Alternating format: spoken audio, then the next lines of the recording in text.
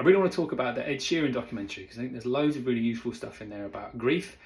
And so I'm going to do a few of these videos. The first point I want to talk about is a moment where he goes to a celebration of his friend's life, and it's his best friend Jamal who he's lost.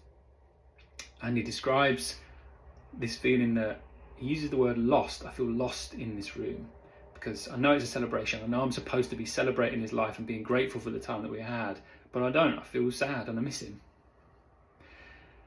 And that really struck a chord with me, and lots of the things that I've heard from people about grieving, about often feeling like they're feeling the wrong thing at the wrong time, which isn't fair, but it's how it feels. And particularly this idea that you should celebrate the person, because usually it's, I do celebrate the person, I am grateful, and I'm sad, and I miss them. They sit together.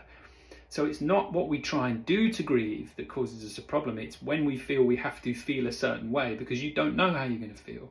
So what he takes himself off to do is he takes himself off to a restaurant where they used to go to together, and he eats the food that they used to eat together on his own.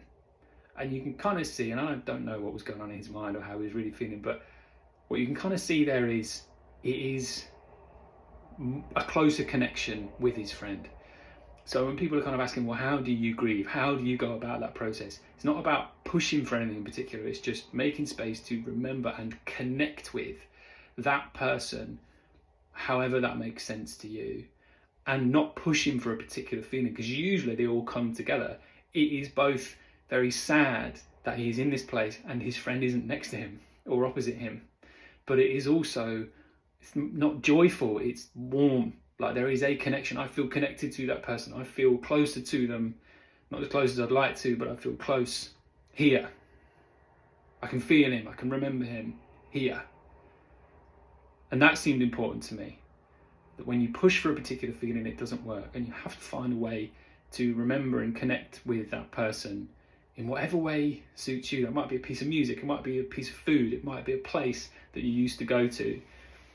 You're not expecting anything about a particular feeling, you're just letting yourself feel whatever comes. That's useful.